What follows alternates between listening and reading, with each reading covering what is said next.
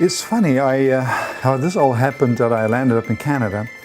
I was working for a company in Johannesburg called Krochmal & Cohen Diamonds, and that was in 1974 and 75. I then moved on, and in 1994 I was asked to join a group of diamond polishers to cut large diamonds in Russia, in Moscow.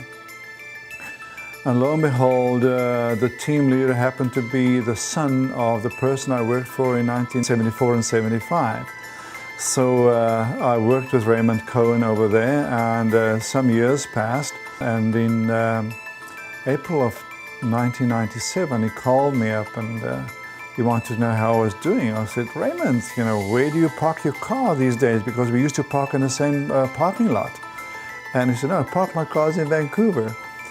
And then he just spilled the beans. He said, listen, we have some large diamonds we want you to come and cut.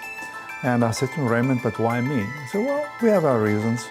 Well, it didn't take me long to make the decision. I always wanted to come to Canada, and that was a good opportunity. So we started the project, and by April it was concluded. And I thought, well, this is time for me to go back to where I came from, that is Johannesburg. And then they would have none of it. So listen, we want you to stay. We'll give you a third share in the company. We're going to buy diamonds in Belgium, buy in Brazil, and we would like you to stay on and lead the project, which I did. Towards the end of the year, they asked me to go and represent the company at a brainstorming session. The Northwest Territories government wanted to develop standards for the diamond industry because no standards existed. So eventually I became the technical lead on that, and a long story short, I ended up in Yellowknife, Northwest Territories, because the government said, listen, we don't want you to travel backwards and forwards, we'd like to have you full-time here. I was asked to write a training curriculum and also to build a training facility in Yellowknife, and that is what I did.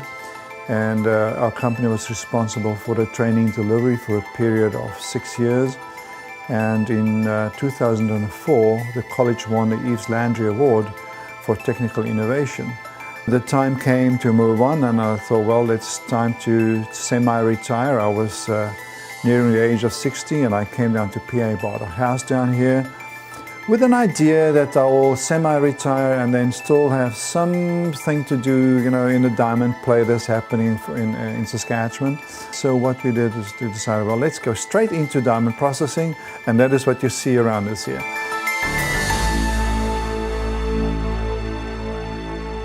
No, I mean, my father is a genius when it comes to diamond cutting, and I think having grown up around it as a child, playing between the polishing benches and thinking every piece of dirt that you picked up was a piece of rough, and trying my hand at it when I was about 8 years old and quickly deciding that that's not for me, I think he's got a tremendous amount of knowledge and certainly a willingness to share that with the staff members. What is a diamond? A diamond is a crystallized form of carbon. Carbon under high pressure, under high temperature, would nucleate into a diamond. And that is where diamonds come from. They form in the mantle of the earth, and you find them in old areas of the earth's crust. It's called the cratonic regions, and that is where the diamonds are formed. And it's ancient volcanic eruptions that brought the diamonds to the surface. Okay, so this is a replica of an octahedron diamond crystal. Now, as it is, we wouldn't like to cut it as one piece like that because it would make no sense. We need to have a flat facet to start off with, which is called the tail of the diamond. So we would draw a line on this, and then we'd bisect it by laser or by a sawing machine. So out of one diamond, we will be cutting two. There will be a major stone and a minor stone cut out of the same piece.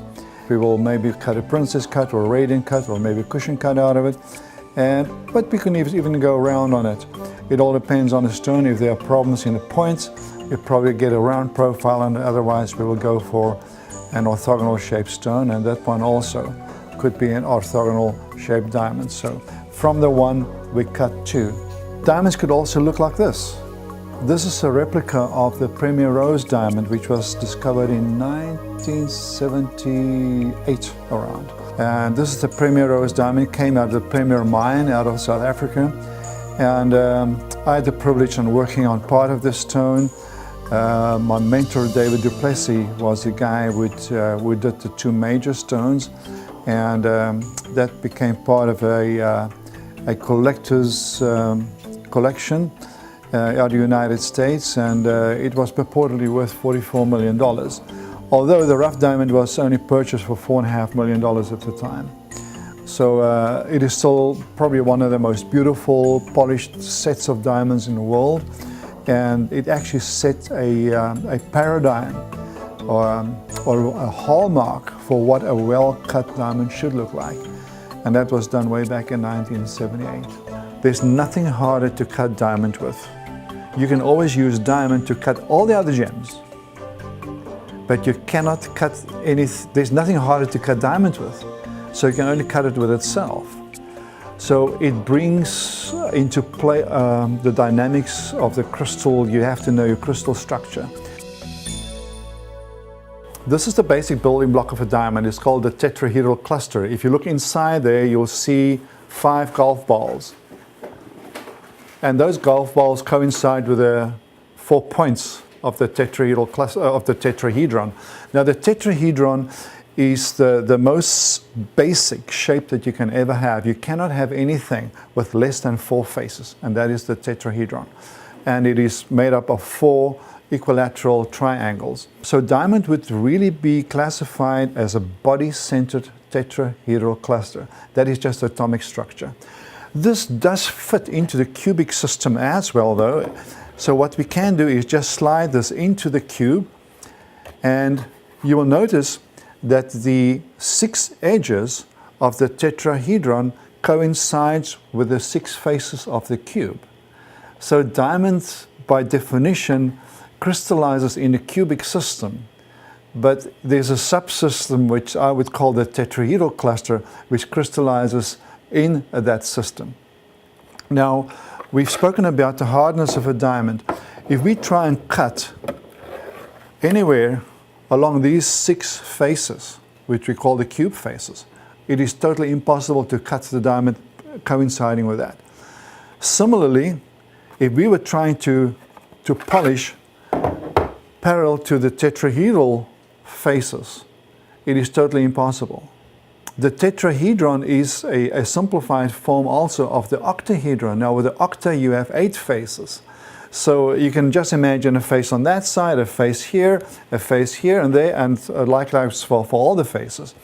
Now those are the 8 areas on a diamond that you have to avoid, as well as these 6.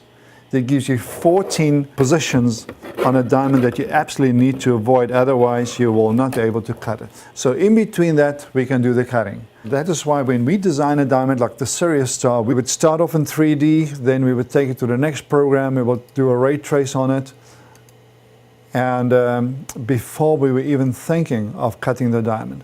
So we have to be happy that what we see here does work. There is proper facet definition. The variance between this facet and the next one, between this and that, is absolutely maximized on this crystal, and that's why we have excellent facet definition, and we know we're going to have a good light return on a diamond.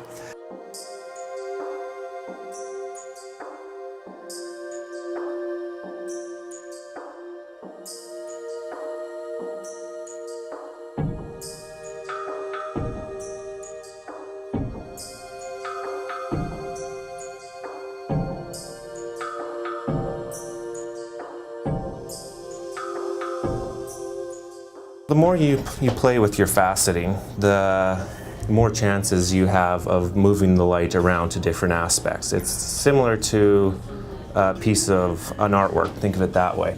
The more colors you put on a painting doesn't necessarily make it more beautiful. More facets on a diamond doesn't make it more brilliant. It's how you arrange the colors on the painting, it's how you arrange the facets that make either of them beautiful to the eye. Well, the Sirius Star is a patented cut, round, brilliant diamond. What he did, he took the way diamonds have been cut traditionally. Since 1919, it was the way they developed the ideal cut diamond, is what we know in the standard today. Now he's taken that and he's developed it with his own personal impression on it, as his own added facets to where he could improve the diamond. Then we took it into another program called GemCAD and we did a ray trace. We wanted to make sure that as the light enters the diamond, that none of the light leaks out and all the light is returned back to the viewer. So as we can see here, it enters, it is that blue-purple color, and it enters the diamond, and as it hits the bottom here, it gets reflected to the other side, it gets reflected again, and it exits on the top. And now the angle changes, look at this. So what happens once it exits the diamond, it disperses the color because it slows down the light and the whole spectrum becomes visible to the naked eye. We see the dispersed light coming off the diamond. Now we want to make sure there's no light leaking. In other words, every ray of light that enters the diamond has to exit again. Let's try over there. Okay, we're happy with that. Let's try the bottom facets. Again, the same thing. The light is exiting. As you can see, none of the light escapes out of the bottom of the stone. Everything gets reflected to the top or to the side of the crystal. So once we've assessed the ray trace on a stone, then we can go to the next step of actually polishing the diamond. So this is Chad Schneider. He's one of the first certified diamond cutters in Canada. He worked in Yellowknife and he's joined us in April and he's been here since. So what Chad is doing now is cutting a princess cut diamond, and that thing is about 3 carats, eh, Chad? Yeah. Every Sirius star comes independently graded and verified by the American Gemological Laboratories, which is one of the more prestigious labs in the world. They tell you the whole history of the stone, the exact measurements, they tell you the color, the clarity, the cut weight, and they are the premium grader in the world. Their standards are extremely difficult to match. When you get a diamond from American Gem Societies that is 000, which means there are 0 demerits on cut, there's 0 demerits on polish, 0 demerits on the proportions and the finish of the diamond, then you know you have an absolute fine diamond that it is just impeccable. You know, there's nothing to fault on that. So we have 4 that are registered, actually plus another 3, so it's 7, and we've just submitted another 4 for registration as well. I get nervous every time there's talks of a new design in the pipeline because I know the amount of work that we are investing currently. We never want to be perceived as the factory in Saskatchewan, rather the studio that any of our customers have access to during office hours. They can pick up the phone and phone us. So certainly for us it's important that we as a family are available to the families that support us in the market. And I think indirectly the reason we choose to support the independent jewelers because they are the ones who've established the jewelry market in North America. Well, I'm 3rd generation here. Been growing up in the business from a very early age. This is what our family has done and enjoyed. This is kind of the backbone of Canada, is the family business, and it's important, and you can actually get a lot of expertise on a local level when you have somebody that's so ingrained in the business. So when I saw the Sirius star, it appealed to me. And what was best of all is it was local. It was cut in Saskatchewan, and that's very important. We have a lot of consumers that are interested in buying local. A consumer will have an idea in their mind that they want a 1-carat diamond or a round cut or a princess cut. But if they're dealing with a diamond sales professional, that sales professional will guide them in the right direction. I'll sit anyone down if they want to learn about diamonds. Really, you got to come down and trust your own eye. Your eye is your eye, and what you like will be different than what I like. So that's what the ultimate is. Learn to appreciate what appeals to you. You know, the more you work on diamonds and the deeper you study the subject of diamond crystallography, the greater respect you have for the product. It is just a passion, is all I can say. Some people would absolutely hate to sit in one spot and work, and others would just love it. And we have people here working for Embee Diamonds that have an absolute passion. It's an addiction. You just cannot let go, but you have to create the next beautiful thing.